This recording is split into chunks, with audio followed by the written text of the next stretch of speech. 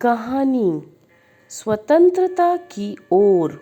धनी को पता था कि आश्रम में कोई बड़ी योजना बन रही है, पर उसे कोई कुछ न बताता। वे सब समझते हैं कि मैं 9 साल का हूँ, इसलिए मैं बुद्धू हूँ, पर मैं बुद्धू नहीं हूँ। धनी मन ही मन बड़बड़ाया। धनी और उसके माता पिता बड़ी खास जगह में रहते थे, अहमदाबाद के पास महात्मा गांधी के साबरमती आश्रम में, जहाँ पूरे भारत से लोग रहने आते थे।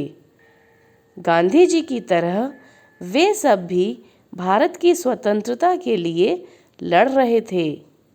जब वे आश्रम में ठहरते तो चरखों पर खादी का सूत काटते, भजन गाते और गांधी जी की बातें सुनते। साबरमती में सबको कोई ना कोई काम करना होता। खाना पकाना, बर्तन धोना, कपड़े धोना, कुएं से पानी लाना, गाय और बकरियों का दूध दूहना और सब्जी उगाना। धनी का काम था बिन्नी की देखभाल करना। बिन्नी आश्रम की एक बकरी थी। धनी को अपना काम पसंद था, क्योंकि बिन्नी उसकी सबसे अच्छी दोस्त थी। धनी को उससे बातें करना अच्छा लगता था। उस दिन सुबह धनी बिन्नी को हरी घास खिलाकर उसके बर्तन में पानी डालते हुए बोला, कोई बात ज़रूर है बिन्नी।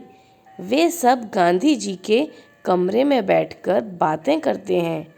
कोई योजना बनाई जा रही है, मैं सब समझता हूँ। बिन्नी ने घास चबाते हुए सिर हिलाया, जैसे कि वह धनी की बात समझ रही हो। धनी को भूख लगी। कूदती फांदती बिन्नी को लेकर वह रसोई घर की तरफ चला। उसकी माँ चूल्हा फूंक रही थी और कमरे में धुआं भर रहा था। अम्मा, क्या गांधी जी कहीं जा रहे हैं? उसने पूछा। खांसते हुए माँ बोली, वे सब यात्रा पर जा रहे हैं। यात्रा? कहाँ जा रहे हैं? धनी ने सवाल किया। समुद्र के पास कहीं। अब सवाल पूछना बंद करो और जाओ यहाँ से धनी। अम्मा ज़रा गुस्से से बोली, पहले मुझे खाना पकाने दो। धनी सब्जी की क्यारियों की तरफ निकल गया, जहाँ बूढ़ा बिंदा आलू खोद रहा था। बिंदा चाचा, आप भी यात्रा पर जा रहे हैं क्या? बिंदा ने सिर हिलाकर मना किया। उसके कुछ बोलने से पहले धनी ने उतावले होकर पूछा, कौन जा रहे हैं? कहाँ जा रहे हैं? क्या हो रहा है? बिंदा ने खोदना रोक दिया और कहा, तुम्हारे सब सवालों के जवाब दूंगा, पर पहले इस बकरी को बांधो। मेरा सारा पालक चबा रही है। धनी बिन्नी को खींच कर ले गया और पास के नींबू के पेड़ से बांध दिया। फिर बिंदा ने उसे यात्रा के बारे में बताया। गांधी जी और उनके कुछ साथी गुजरात में पैदल चलते हुए दांडी नाम की जगह पर समुद्र के पास पहुँचेंगे। गांवों और शहरों से होते हुए पूरा महीना चलेंगे। दांडी पहुंचकर वे नमक बनाएंगे। नमक? धनी चौंक कर उठ बैठा। नमक क्यों बनाएंगे? वह तो किसी भी दुकान से खरीदा जा सकता है। हाँ, मुझे मालूम है, बिंदा हंसा, पर महात्मा जी की एक योजना है।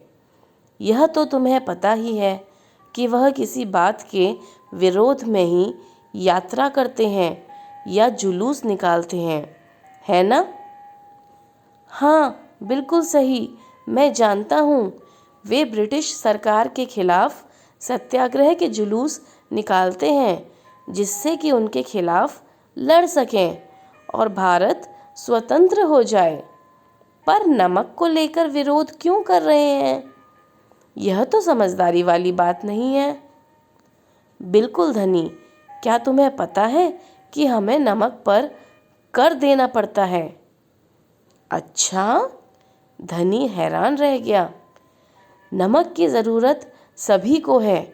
इसका मतलब है कि हर भारतवासी, गरीब से गरीब भी यह कर देता है। बिंदा चाचा ने आगे समझाया। लेकिन यह तो सरासर अन्याय है। धनी की आंखों में गुस्सा था। हाँ, यह अन्याय है। इतना ही नहीं, भारतीय लोगों को नमक बनाने की मनाही है। महात्मा जी ने ब्रिटिश सरकार को कर हटाने को कहा, पर उन्होंने यह बात ठुकरा दी। इसलिए उन्होंने निश्चय किया है कि वे दांडी चलकर जाएंगे और समुद्र के पानी से नमक बनाएंगे। 1 महीने तक पैदल चलेंगे? धनी सोचकर परेशान हो रहा था। गांधी जी तो थक जाएंगे। वे दांडी बस या ट्रेन से क्यों नहीं जा सकते? क्योंकि यदि वे इस लंबी यात्रा पर दांडी तक पैदल जाएंगे तो यह खबर फैलेगी, अखबारों में फोटो छपेंगी, रेडियो पर रिपोर्ट जाएगी और पूरी दुनिया के लोग यह जान जाएंगे कि हम अपनी स्वतंत्रता के लिए लड़ रहे हैं और ब्रिटिश सरकार के लिए यह बड़ी शर्म की बात होगी। गांधी जी बड़े ही अक्लमंद हैं, है ना? धनी की आंखें चमकीं। बिंदा ने हंसकर कहा, हाँ, वह तो है ही। दोपहर को जब आश्रम में थोड़ी शांति छाई, धनी अपने पिता को ढूंढने निकला। वह एक पेड़ के नीचे बैठकर चरखा कात रहे थे। पिताजी, क्या आप और अम्मा दांडी यात्रा पर जा रहे हैं? धनी ने सीधे काम की बात पूछी। मैं जा रहा हूँ, तुम और अम्मा यहीं रहोगे। मैं भी आपके साथ चल रहा हूँ। बेकार की बात मत करो धनी, तुम इतना लंबा नहीं चल पाओगे। आश्रम के नौजवान ही जा रहे हैं। धनी ने हट पकड़ ली। मैं 9 साल का हूँ और आपसे तेज दौड़ सकता हूँ। धनी के पिता ने चरखा रोककर बड़े धीरज से समझाया। सिर्फ वे लोग जाएंगे जिन्हें महात्मा जी ने खुद चुना है। ठीक है, मैं उन्हीं से बात करूँगा, वह ज़रूर हाँ कहेंगे। धनी खड़े होकर बोला और वहाँ से चल दिया। गांधी जी बड़े व्यस्त रहते थे। उन्हें अकेले पकड़ पाना आसान नहीं था, पर धनी को वह समय मालूम था जब उन्हें बात सुनने का समय होगा। रोज़ सुबह वे आश्रम में पैदल घूमते थे। अगले दिन जैसे ही सूरज निकला, धनी बिस्तर छोड़कर गांधी जी को ढूंढने निकला। वे गौशाला में गायों को देख रहे थे। फिर वह सब्जी के बगीचे में मटर और बंद गोभी देखते हुए बिंदा से बात करने लगे। धनी और बिन्नी लगातार उनके पीछे पीछे चल रहे थे। अंत में गांधी जी अपनी झोपड़ी की ओर चले।